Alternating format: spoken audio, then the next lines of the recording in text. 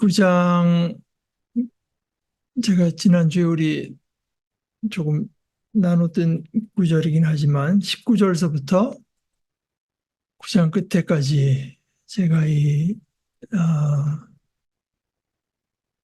새한글 성경으로 읽어보겠습니다. 나는 모든 사람들로부터 자유로운 몸이지만 모든 사람들에게 노예가 되었습니다. 그것은 내가 더 많은 사람을 얻기 위해서입니다. 유대아 사람들에게는 내가 유대아 사람처럼 되었습니다. 그것은 내가 유대아 사람들을 얻기 위해서입니다. 율법 아래 있는 사람들에게는 내가 율법 아래 있는 사람처럼 되었습니다. 나 자신은 율법 아래 있지 않지만 율법 아래 있는 사람들을 얻기 위해서입니다. 율법 없는 사람들에게는 내가 율법 없는 사람처럼 되었습니다. 내가 하나님의 율법 없이 사는 사람이 아니라 그리스도님의 율법 안에 있지만 율법 없는 사람들을 얻기 위해서입니다. 약한 사람들에게는 내가 약한 사람이 되었습니다. 그것은 내가 약한 사람들을 얻기 위해서입니다. 나는 모든 사람들에게 모든 것이 되었습니다. 그것은 내가 무슨 수를 써서라도 몇 명이나마 구원하기 위해서입니다. 내가 이 모든 일을 하는 것은 복음 때문입니다. 그것은 내가 복음의 복에 같이 참여하는 사람이 되기 위해서입니다. 여러분은 알지 못합니까? 경기장에서 달리기 하는 사람들이 다들 달리지만 한 명만 상을 받는 것 아닙니까? 이와 같이 여러분도 상을 받도록 달리십시오. 경기에 나서는 사람마다 다들 모든 일에 절제합니다. 그런데 저 사람들은 썩을 월계관을 받으려고 그렇게 하지만 우리는 썩지 않을 월계관을 받으려고 그렇게 합니다. 나 자신도 이제 달리는데 목표 없이 하는 것처럼 하지 않습니다. 권투 시합을 하는데 허공을 치는 것처럼 하지 않습니다. 오히려 내 몸을 후려치며 종으로 굴복시킵니다. 그것은 혹시라도 내가 다른 사람들에게 선포한 뒤에 나 스스로가 자격을 박탈당한 사람이 되지 않기 위해서입니다. 어, 나는 누구에게도 매인 사람이 아니다. 그러나 나는 모든 사람들에게 노예가 됐다. 어,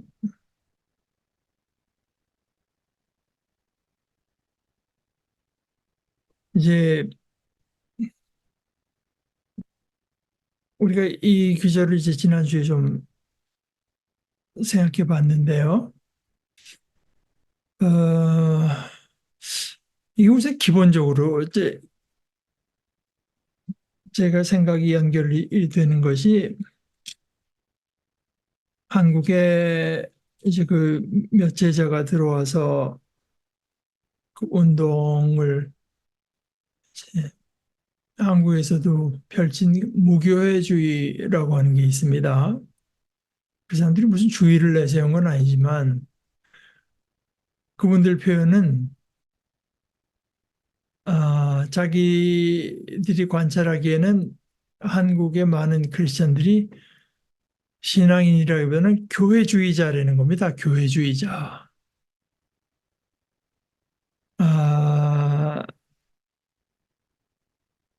당장 뭐 서로 간에 신앙인이라고 하는 게 확인이 되면 그다음 질문이 어느 교회 나가느냐, 그게 무슨 감리교회냐, 장로교회냐, 뭐 아, 그래서 자기들은 무교회를 내세우는 주의가 아니라 교회주의를 탈피한 무리들이라. 그래서 무교회 주의가 아니라 무교회주의. 이제 그렇다는 거죠. 그런데 그 뭐다 어느 정도 수긍이 가는 얘기 아니겠습니까? 그런데 그 무교회주의가 이제 일본에서 우치무라 간조라고 하는 한 인물에서부터 이제 시작됐는데 어, 그이가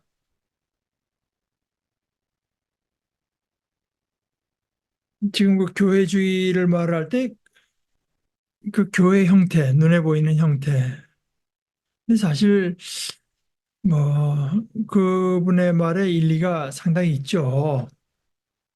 왜냐하면 그 한국에 들어온 그 교회 형태라고 하는 게 대개 다 뭐 영국 같은 데서 시작된 것들이고 왜 우리가 꼭 그 형태를 받아야 되냐? 일본 사람들은 일본인의 교회를 이제 세워야 된다. 아, 그 제자 중에 하나였던 이제 김교신 씨도 이제 거기 동의를 해서 한국 교회에서는 그번 내 표현대로 하면 바다 냄새가 날 게 아니라 김치 냄새가 나야 그게 맞는 것이다.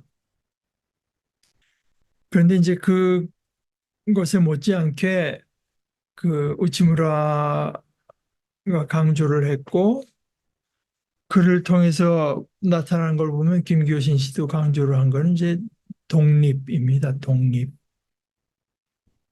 그러니까 사실 여기 사도 바울이 나는 모든 사람들로부터 자유롭다고 했는데 그게 그래서 금전적으로 매이든가 하면은 결국 자유로울 수가 없죠.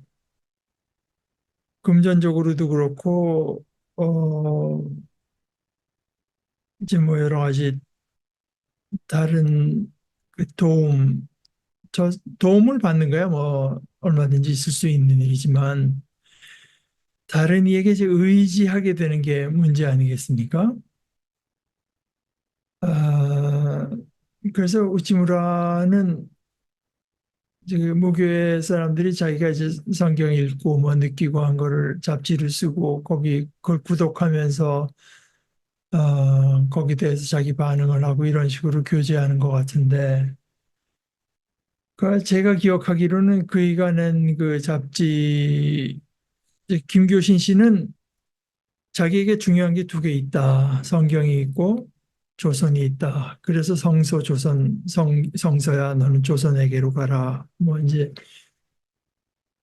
그랬던 건데 우찌무라는 제가 기억하기로는 그이가 내던 잡지의 제목이 독립이었습니다. 독립.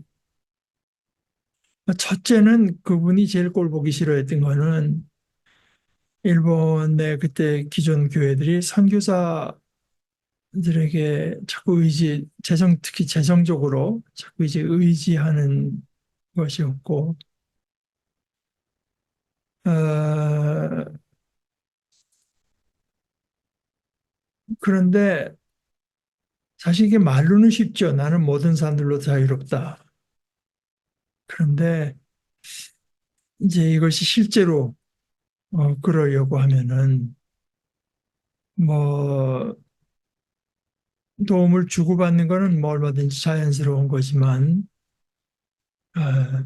그렇게 의존적인 태도는 철저하게 경계하지 않으면 어떻게 자유로울 수 있겠습니까? 음,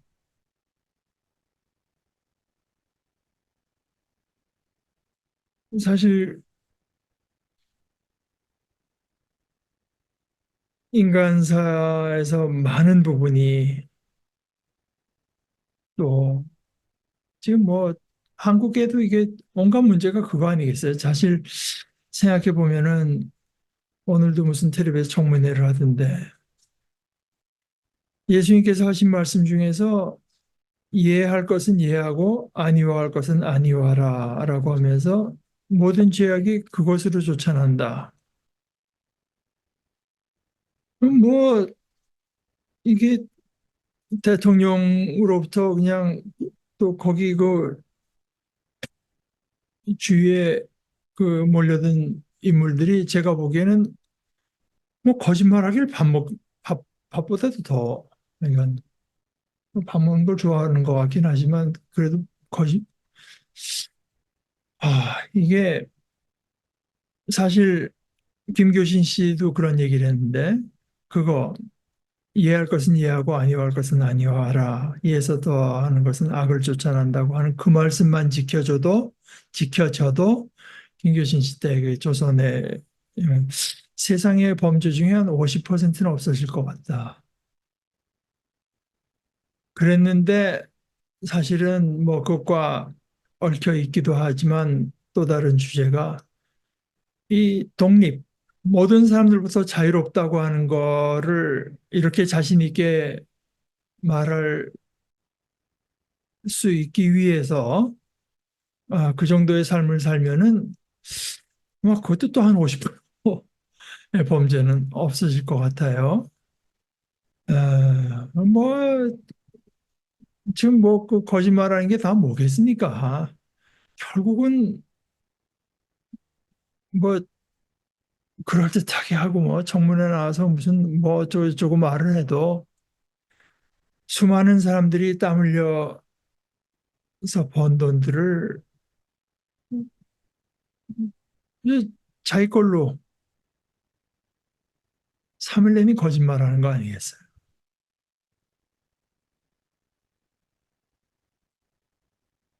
그래놓고 뭐 모든 사람들로 모든 사람도 어떻게 자유로울 수가 있습니까? 자기가 땀 흘려서 어, 번 돈이 아니라면은. 그래서 나는 모든 사람들부터 자유로운 몸이지만 하는 이 참 표현 하나도 어, 정말 참 생각해 보면 엄청난 이 한마디를 하기 위해서 얼마나 삶의 절제가 있고 땀이 있고 고통이 있었겠는가 아, 하는 것을 생각해 볼 필요가 있을 것 같습니다. 어,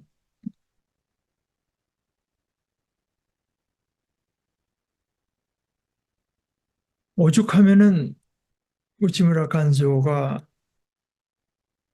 그 잡지의 이름을 독립이라고 냈겠는가. 그러면서 아주 루터도 그랬지만 좀 이렇게 역설적인 표현들 이분도 즐겨하는 것 같은데 어떻게 들으면 오해의 소지가 있는 말이지만 제가 읽은 귀절에는 그런 것도 있어. 나는 하나님을 믿고 나 자신을 믿는다.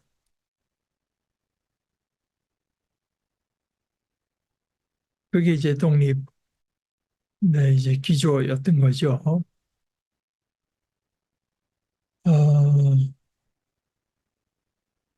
그와 더불어서 사실 지금 사도 바울이 뭐 지금 한국 교회에 만연한 어떤 신앙적인 태도, 신앙에 대한 이해를 따지자면 아니 이 사람이 어?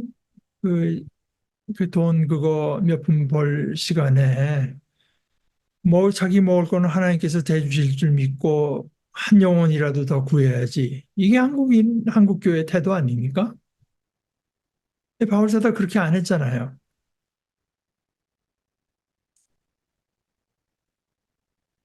자기 먹고 사는 걸 해결하기 위해서 일하는 걸 뭐 이렇게 심심풀이하듯 한 것도 아니고 자기가 받은 고난 중에 하나를 늘 정도로 어떤 번역에는 손이 부르트도록 일했다. 이제 그렇게 말을 했는데 즉 그런 그 모든 배경을 가지고 하는 말 나는 모든 사람들부터 자유롭다. 게다가 이제 고린도 전서인데 고린도 후서 저 뒤에 가면은 12장 14절부터 이제 이런 말을 해요. 지금 나는 이렇게 세 번째로 여러분에게로 갈 준비가 되어 있습니다. 그러나 여러분에게 폐해를 끼치는 일은 하지 않겠습니다. 내가 구하는 것은 여러분의 재물이 아니라 바로 여러분입니다. 자식이 부모를 위하여 재산을 모아두는 것이 아니라 부모가 자식을 위하여 재산을 모아두는 것이 마땅한 것입니다. 이게, 이게 뭐 사도가 뭐 이렇게 하이페잉, 뭐 봉급이 많이 나오는 무슨 직업을 가해서 남들보다 더 여유가 있어서 이런 말을 하는 건 아닌 것 같아요. 그러나 우리가 요전번에도 봤지만 자기가 이렇게 영적인 것으로 여러분을 섬겼다면 여러분들이 물질적인 것으로 나를 섬기는 건 그 뭐 하나 이제 가책을 받을 일이 아니라고 하는 말을 그런 생각을 갖고 있으면서도 어, 여러분에게 폐를 끼치는 일은 하지 않겠습니다. 그러면서 제가 바울 사도의 말 중에 참 좋아하는 말 중에 하나 바로 그 다음 12장 15절에 여러분을 위해서라면 나는 기쁜 마음으로 비용을 쓰겠고 내 몸까지도 희생하겠습니다. 그러니까 여기 뭐 꼭 그 내가 무슨 폐해를 끼치고 얹혀서 하는 게 자존심이 상해서가 아니라 이거 그나마 여러분을 사랑해서 여러분을 아끼기 때문에 영적으로만 뭐 하는 것이 아니라 하여튼 돈 문제에 있어서 비용에 있어서도 자기는 뭐 이게 이제 우리말로는 번역이 이런데요. 영어 번역에 보면은 뭐 가장 기쁘게 나는 여러분을 위해서 spend, will spend 쓰겠다는 거 아닙니까? 그리고 and will be spent 내가 여러분들에게 비용으로 쓰여지기 내가 spend 하는 것도 또 spent 되는 것도 내겐 가장 기쁜 일입니다.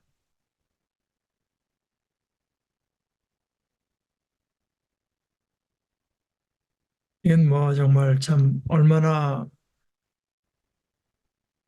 어, 아까 말한 것처럼 나는 모르는 사람들로부터 자유롭다고 하는 말을 뒷받침하는 단순히 의지하지 않았기 때문에 자유롭다고 하는 것에서 더 넘어가잖아요. 이렇게 되면은 여기는 자유와 사랑이 어딘가가 겹치는 지점입니다. 사실 이게 사랑하지 않으면은 자유로울 수가 없죠. 아, 제가 그걸 한번 이거 뭐 단순히 제 생각인데 느낀 게 의과대학 다닐 때 아마 생리학 시간이니까 1학년이었을 겁니다. 그때만 해도 요즘에는 동물 실험 하나 하려면 이제 동물의 권리를 위해서 뭐 복잡하대요. 그 허락 받고 하는 게. 근데 그때 뭐 그런 게 있습니까? 근데 이제 동물 실험하다 뭐 개구리 뭐 물고기 뭐 이런 거 죽이는 건 뭐 아무렇지도 않고 심지어 이제 뭐 쥐 몰모트 같은 걸 넘어서 그때는 토끼 한 마리를 이제 우리 실험조에서 잡은 적이 있는데 근데 그 토끼라고 하는 게 그게 야 그거 근데 그 개를 이제 죽인다고 이렇게 뭐 보니까 그 눈이 좀 두렵더라고 그게요. 그 못할 짓을 한다 이렇게 생각을 하니까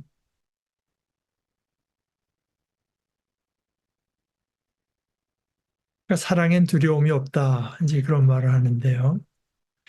그러니까 이게 모든 사람들부터 자유롭다고 하는 것이 단순히 뭐 재정적인 것은 제일 기본적인 거지만 어, 그것도 또 뭐 단순히 뭐 자기가 어떤 다른 목적을 취하기 위해서 그이들에게 신세를 지게 되면은 그게 불리해지니까 안 하면은 그건 법적으로는 자유로울지 모르지만 더 높은 차원에서는 그렇게 그것도 또 어떤 면에서는 자기 목적을 위한 태도를 취한 거니까요. 그 사람들을 위해서 태도를 취할 때. 그러나 이렇게 여러분을 위해서라면 나는 가장 기쁜 것은 쓰겠고 또 쓰임 받겠습니다.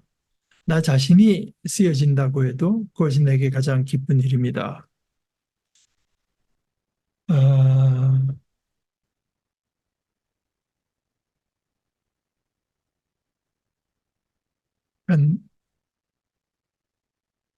그러니까 사실 사랑이라고 하는 것을 가지고 생각을 하면 나는 모든 사람들로부터 자유로운 몸이지만 모든 사람들에게 노예가 되었습니다. 그건 앞부분도 사랑일 수 있고 뒷부분도 사랑일 수 있습니다. 그런데 그것이 내가 이 모든 일을 하는 것은 복음 때문입니다. 복음을, 복음을 가지고 여러분을 얻기 위해서 또 복음이라고 하는 게 우리가 할 수 있는 대로 많은 사람들이 들어오고 그 복음에 참여할 때 그게 기쁜 거지. 참대로 참된 복된 뭐 여기저기를 자꾸 제껴놓는 걸로 기쁘다고 하면은 그게 어떻게 복음이겠습니까?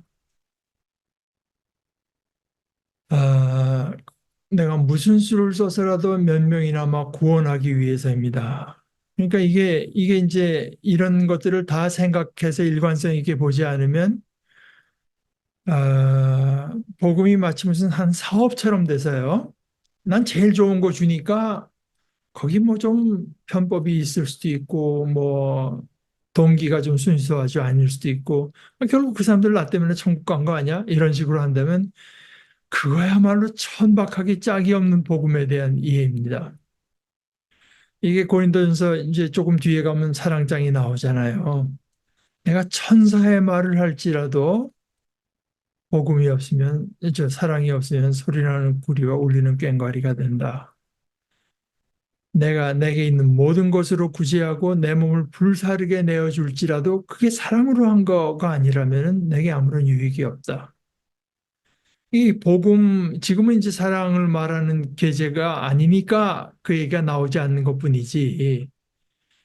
이걸 다 우리가 이제 묶어서 생각해야 되지 않겠습니까? 복음 때문에 한다고 할 때 거기에 당연하게 이제 전제된 것은 사랑인 거죠. 그러니까 뭐 자유, 노예됨, 복음 이게 다 이제 그 사랑으로 다 묶일 수 있는 말이라고 볼 수 있습니다. 그리고 나아가서 이제 24절에서 27절 한 두 비유를 드는데요. 이제 경주 이거는 뭐 제가 처음에도 말씀드렸지만 이스미안 올림픽 같은 경연제로 열리는 경주가 이제 고린도에서 열리고 있었기 때문에 고린도 사람들은 아주 이제 친숙한 주제입니다. 달리는데 한 명만 상을 받는다. 근데 이제 사실 여기서 하는 거는 이게 이제 오해 소지가 있죠. 다른 사람들 다 제껴야 된다. 그런 얘기가 아니잖아요. 상을 받도록 달리십시오. 달리십시오. 그러니까 이제 신앙이라고 하는 게 무슨 뭐 산책길, 뭐 취미생활, 시간 나면 하고 또 여유가 되면 하고 이런 거 아니라 부지런히 달려야 되는 이제 하나의 경주와 같은 것이다. 아, 그리고 그 경주에는 상이 있다. 이게 이제 중요하죠. 그리고 그 상이 있기 때문에 이제 몸이 더 불지 않도록 또 먹는 거, 뭐 모든 것을 절제한다. 그런데 그 사람들이 그렇게 절제하는, 실제로 하지 않습니까? 그런데 저 사람들이 기껏 얻겠다고 하는 거는 결국은 뭐 썩어버릴.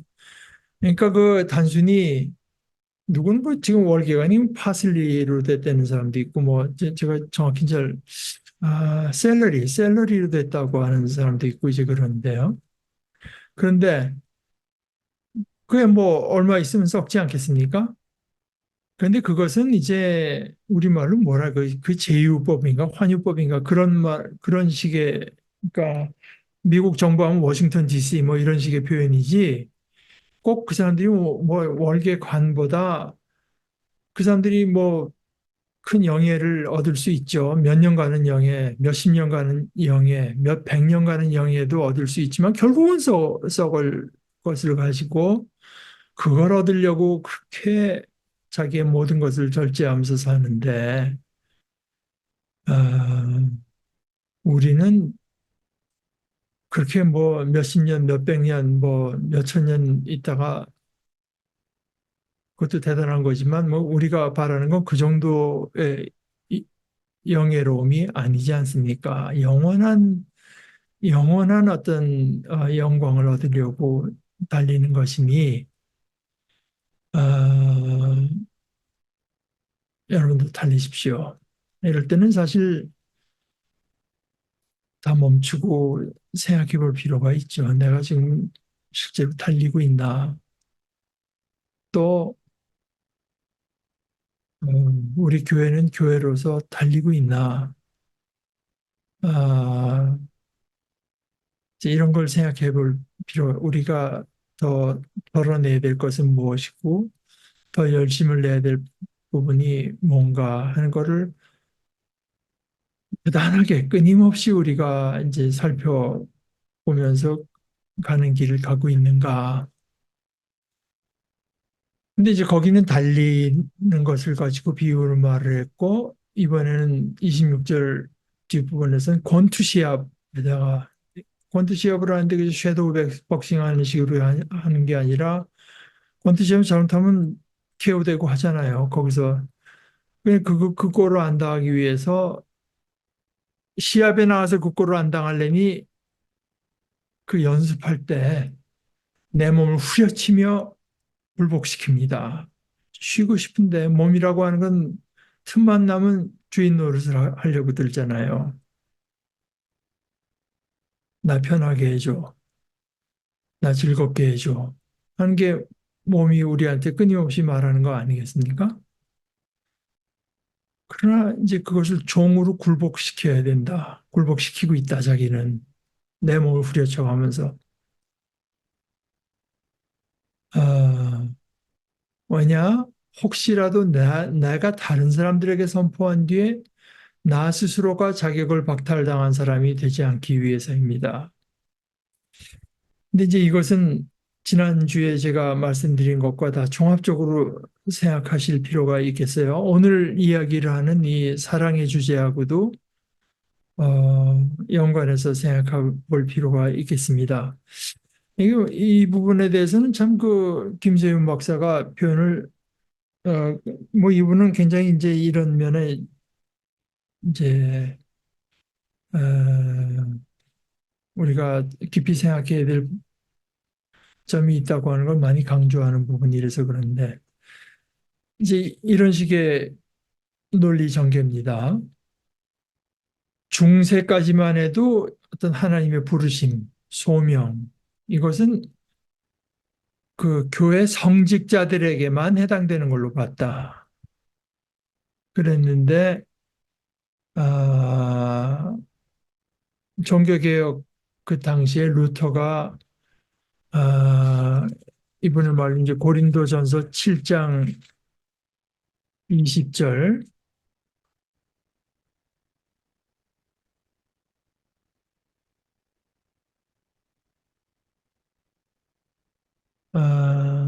각 사람은 부르심을 받은 그때 처지에 그대로 머물러 있으십시오. 그러니까 다 무슨 뭐 신부나 뭐 성직자들 것이 아니라 머물러 있으라. 머물러 있다고 해서 소명이 없다는 얘기가 아니라 이제 여기 루터는 이제 여기서 그것을 갖고 깊이 깨달아서 사실은 교회의 모든 직분이 아니라 모든 직업에 모든 직업에 신적 소명의 의미가 있음을 강조했습니다.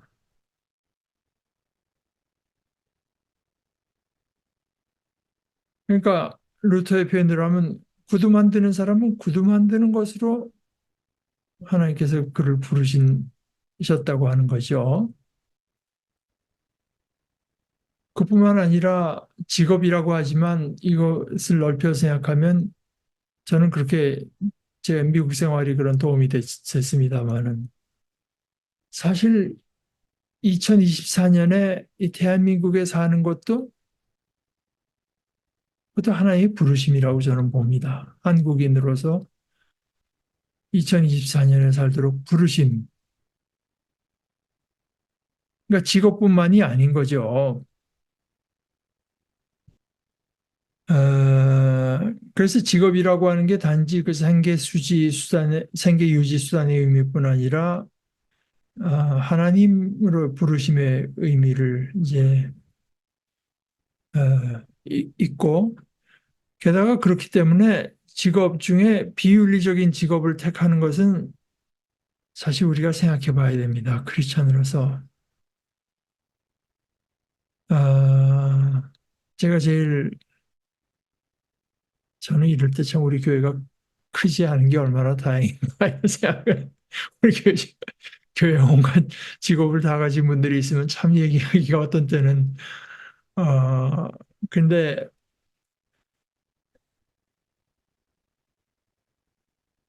그래도 뭐 얘기를 하긴 해야 되지 않겠습니까? 예를 들어서 자본주의 사회에서 이 제가 옛날서부터 이제 좀 이런 직업은 특히 이 광고 같은 거.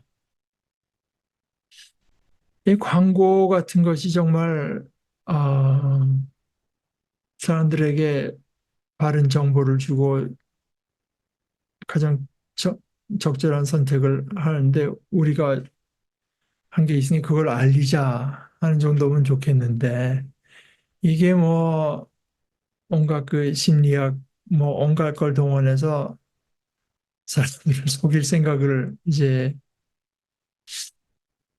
한다고 하면 이게 크리스찬으로서는 좀 생각해 봐야 되는 일이 아닌가. 뭐 저는 그렇게 생각합니다. 뭐 물론 제가 이 광고만을 가지고 이제 말을 하는 것은 아니고 또 광고도 그 안에서 이제 뭐 어떤 의미를 따라 할 수 있는 분야가 뭐 많이 있겠죠. 저는 이제 그게 잘 모르는 채로 그냥 제 나이브한 생각을 말씀드린 것뿐입니다. 그래서 사실 직업이라고 하는 게 직업으로 이 자연을 돌보고 이웃을 잘 유익하게 하는 수단으로 사용해야 옳죠. 그 삶을 더 풍요롭게 만들어주고 어, 이제 김재현 교수가 그 이어서 여기서 프로테스탄트의 직업 윤리가 시작되고 이것을 더욱 강화한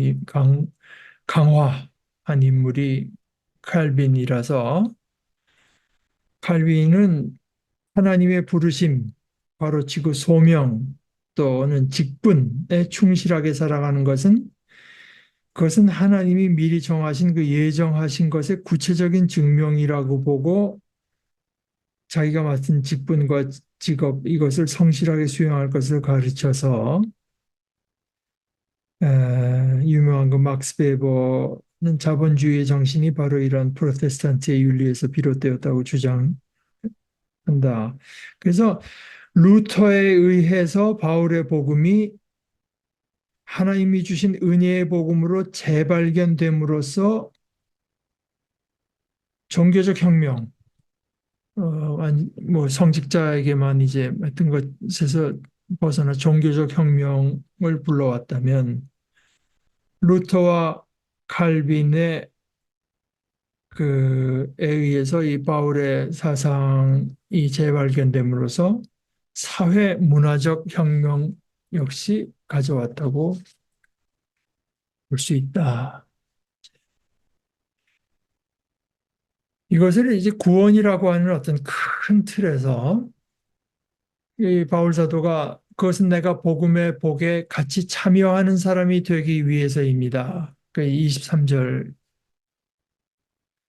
내가 복음을 위해서 하는 것은 복음을 위해서 할 때 내가 복음을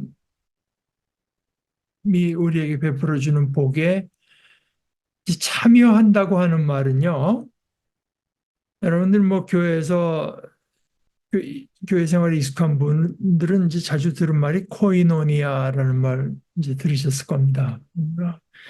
그 뭐 교제, 친교 이런 식으로만 생각을 하지만 코이노니아는 뭐 교제라는 뜻도 있고 친교라는 뜻도 있지만 또 나눔, 쉐어링 이런 뜻도 있고요. 여러분 그 교향악 같은 심포니라고 하잖아요. 소리가 함께 나는 어울려서 함께 나는 걸 그러니까 앞에 그 심 이거는 이제 함께 한다는 뜻 아니겠습니까? 그래서 그 내가 복음의 복에 같이 참여한다고 이렇게 번역했어요. 같이 있는 그 앞에 그 신을 번역하기 위해서 이렇게 하고 참여하는 코이노노스 요걸 이제 그 한 단어를 표현하려다 보니까 같이 참여하는 사람이 되기 위해서라고 번역했는데 과연 이제 그 헬라어 원문에는 싱코이노노스에서 그러니까 함께 이제 나눔, 함께 참여, 함께 교제함이 되기 위해서입니다. 그렇게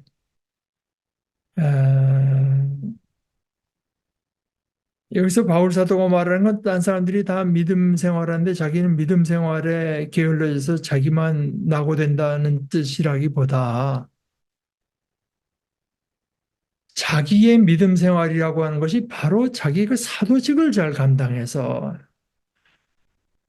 여러분의 종로로 돼서 또 내가 그러니까 첫째는 여러분 이제 그 목적을 달성하기 위해서 내가 독립적인 생활을 하고 이 고된 삶을 사는 것으로부터 해서 그래서 모든 사람들 진정으로 이제 자유로울 때 진정으로 사랑할 수가 있으니 그렇게 자유롭고 또한 동시에 내가 자발적으로 여러분의 노예가 돼서 마치 여러분의 형편에 내 이제 형편을 맞추고 여러분의 많은 삶의 태도와 생각에 내가 동의하지 않는 거 있지만 마치 뭐 그건 아무 문제가 안 되는 것처럼 이제 아, 뭐 이렇게도 말할 수 있을까요? 내가 이제 보수적인 사람들에게 가서는 내가 보수적인 사람처럼 되고 개혁적인 사람에게 가서는 네, 뭐 그러니까 이제 여기서는 어디까지 같이 가고 어디에서 내 원칙을 지키느냐 하는 문제가 이제 대두가 되겠죠. 그러나 근본적으로 가장 큰 원칙은 복음. 이 사람들을 내가 이런 걸 갖고 하다가 이 사람들을 잃으면 안 된다. 내 태도 때문에 이 사람들이 복음의 길에서 실족하게 하면 안 된다. 그것이 아마 그럴 때 비로소 내가 복음을 위해 살았다고 할 수 있는 거지. 내가 복음도 복음이지만 아니 내가 하고 싶은 말 이런 거 못하고 이런 걸 그 말 같지 않은 소리를 들어주다가 뭐 근데 바울 사도의 속에는 아, 이 영을 잃어버리면 안 된다 하는 이제 그 생각이 자기에게 늘 있었다는 거죠.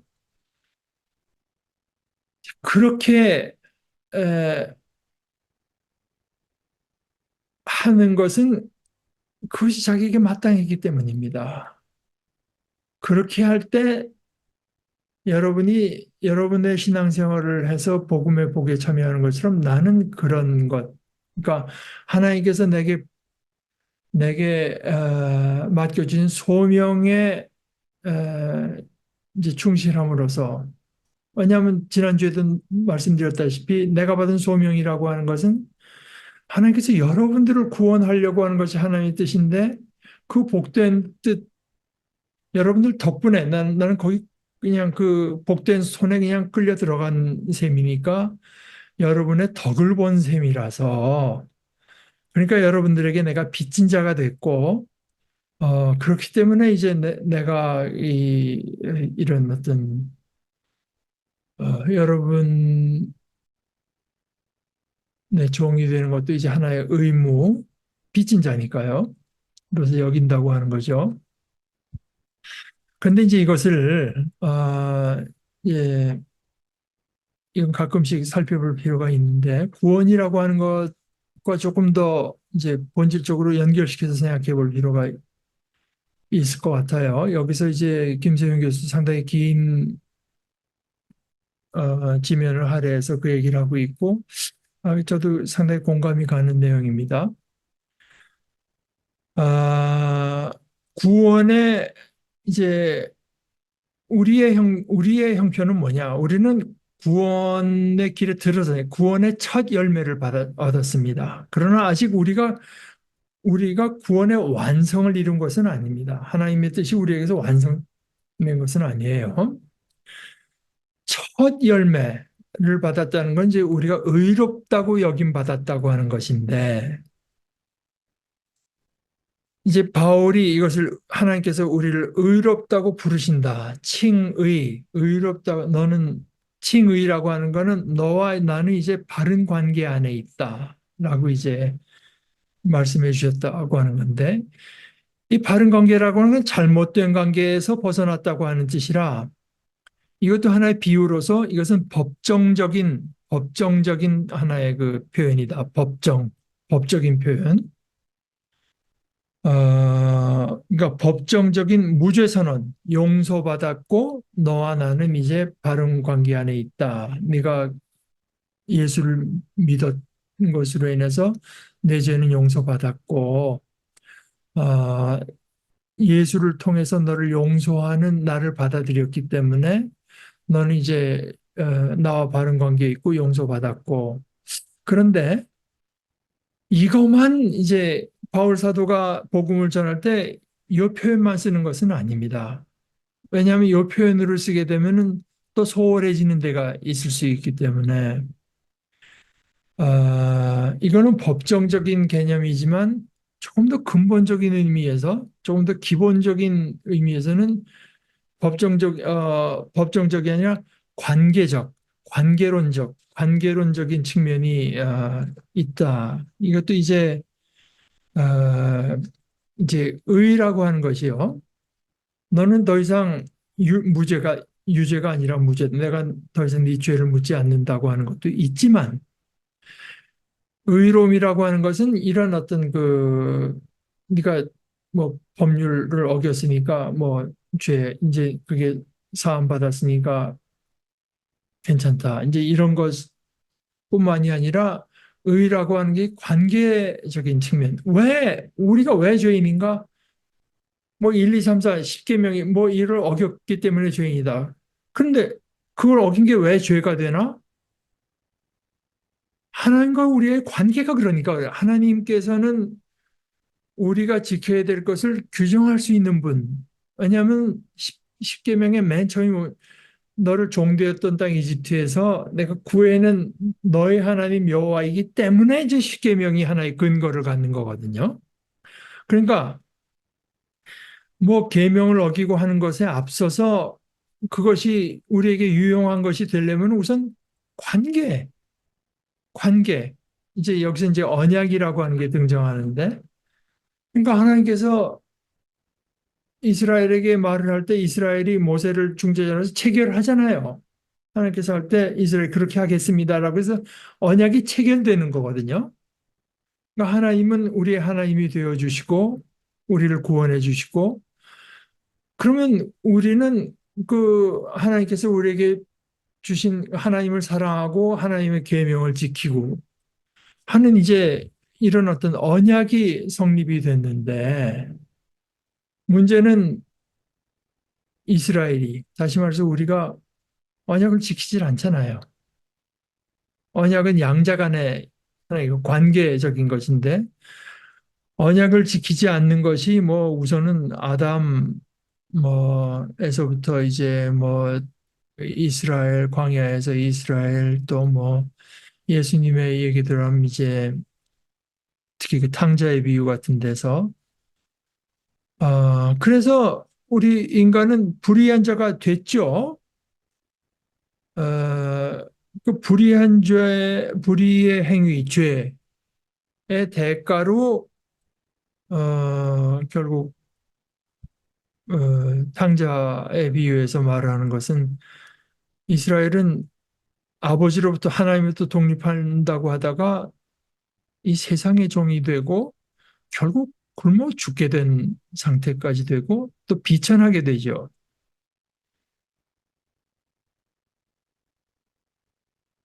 그래서 그야말로 미저러블한데 비참한 처지가 되었는데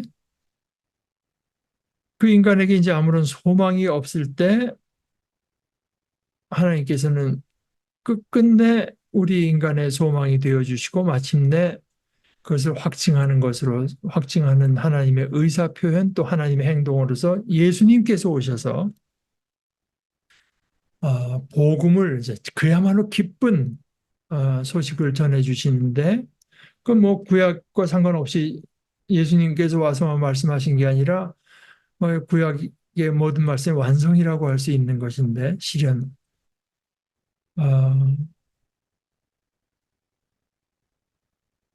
언약이 양자간의 것이지만 하나님께서 우리는 언약을 지키지 않았지만 그럼에도 하나님께서는 끝까지 그 언약을 지키셔서 그 언약이 지켰다고 하는 것은 뭐냐? 하나님께서 우리에게 하나님이 되어 주시고 아버지가 되어 주시고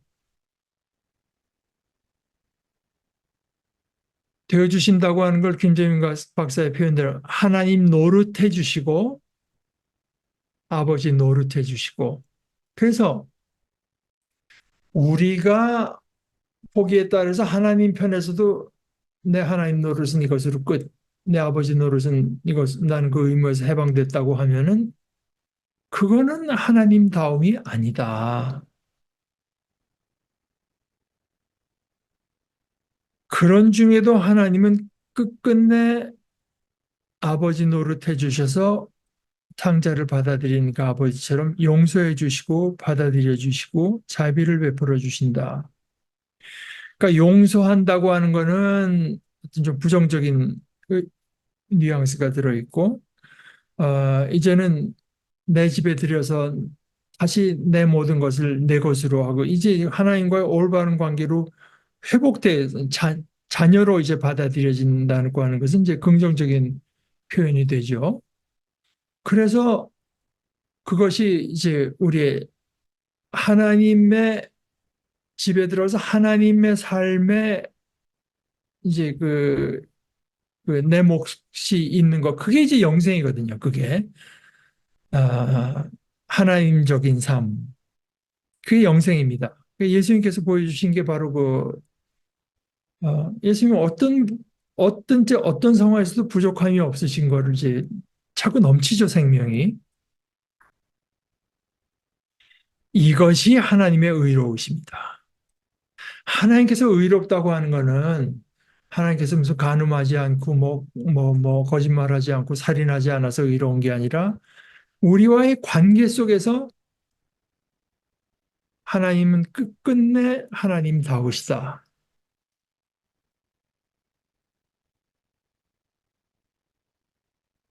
아버지가 아버지다울 때 그것이 아버지의 의로움이고 대통령이 대통령다울 때 그러니까 국민에 대한 책임을 할 때 그게 대통령으로서 의로움이고 교사가 교사다울 때 교사로서의 의로움이 있고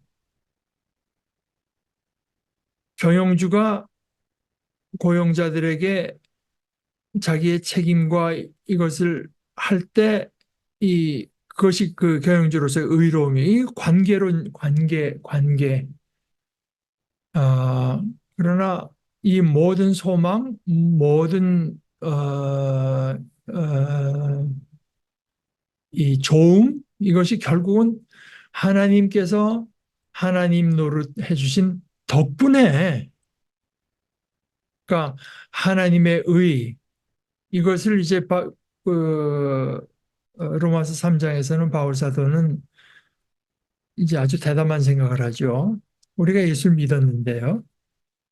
예수를 믿었는데 우리를 이제 너는 불의하다. 이렇게 말한다면 그 하나님은 옳지 않다고 하는 게 바울 사도의 말입니다. 우리가 예수를 믿었으면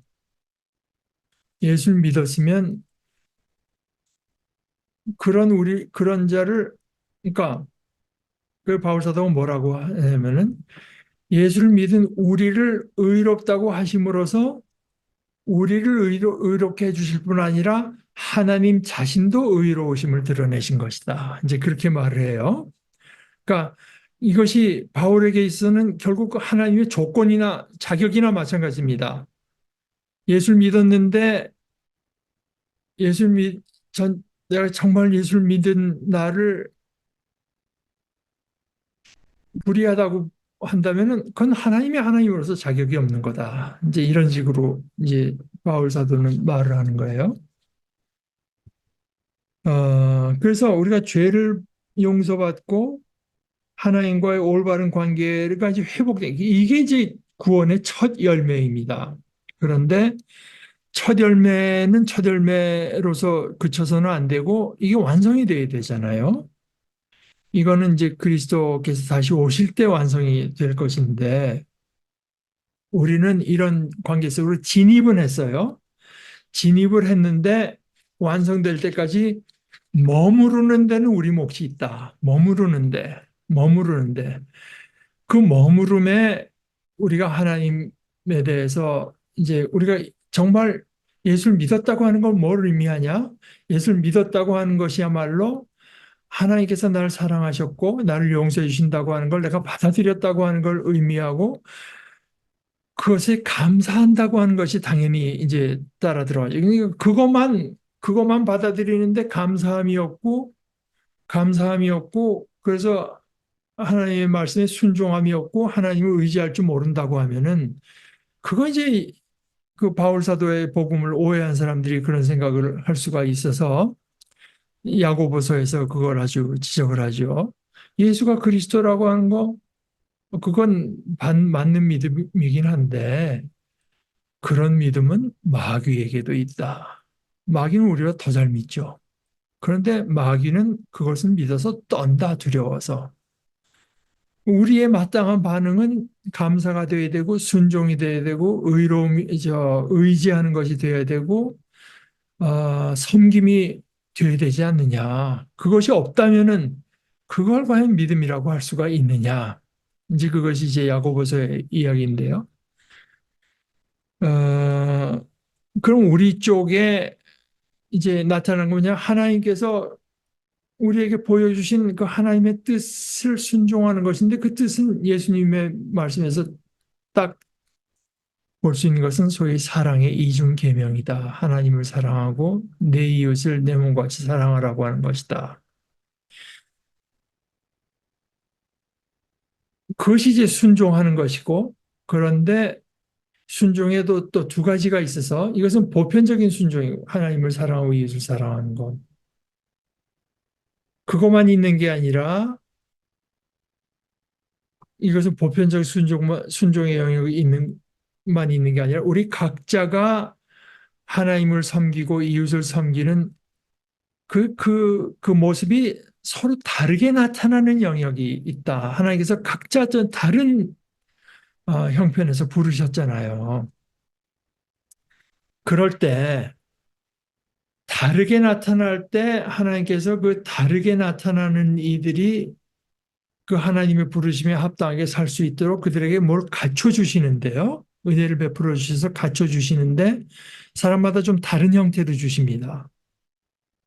소위 그걸 은사라고 해요. 하나님께서 우리에게 은혜를 베풀어 주시는데 그러나 우리의 형편에 맞춰서 구체적으로 좀 다른 양, 양, 어, 형식으로 주는 것을 이제 은사.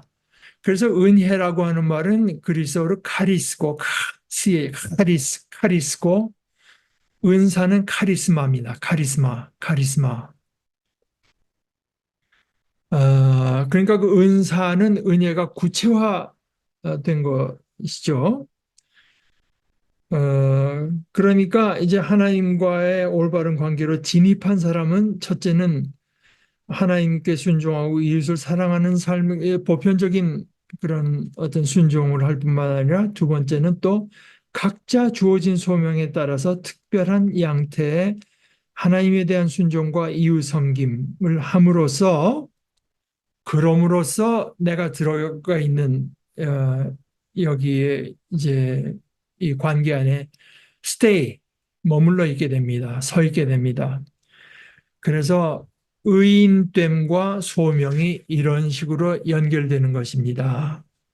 그래서 우리가 각자 뭐 물건을 만드는 사람이건 뭐 마케팅하는 사람이건 가르치는 사람이건 뭐 이런 것을는 사실 이웃에게 김세민 박사의 표현으로 이웃에게 우리가 사제 역할을 하는 셈이에요. 사제. 그리고 하나님께서 우리에게 주시는 은혜를 이웃에게 전달해 주는 장인 것입니다. 이렇게 우리가 가정생활이건 직장생활이건 보네포의 말대로 정치에서의 우리에서는 문화적인 소명이건 이런데 소명에서 하나님께서 내게 베풀으신 은사를 가지고 그것을 담당하고 이웃을 유익하게 하는 그것이 구원의 일부입니다. 그것이 바로 구원. 어, 네, 일부가 됩니다. 어,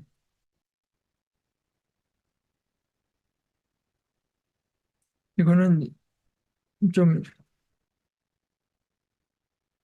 얘기가 좀 길어지는 감은 있지만 워낙 이제 사실 상당히 중요한 부분이고 해서 이걸 이어받아서 다음 주에 조금 더 얘기를 하고 10장으로 넘어가는 게 좋을 것 같습니다. 어,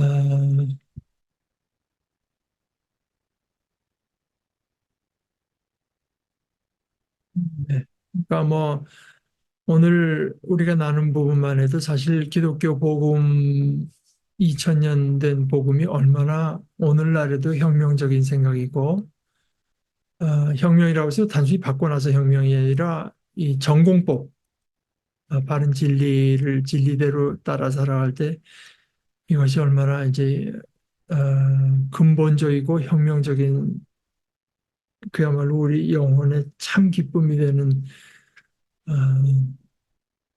생각인지 알 수 있다고 저는 생각합니다. 여러분들 혹시 더 추가하시거나 어, 나눌 말씀 있으면 나누시고, 네, 그렇지 않으면 우리 기도하고 마치십시다. 하나님 아버지, 저희를 이렇게 복된 삶으로 인도하여 주신 것을 감사합니다. 하나님께서는 저희를 참아주셨고, 받아주셨고,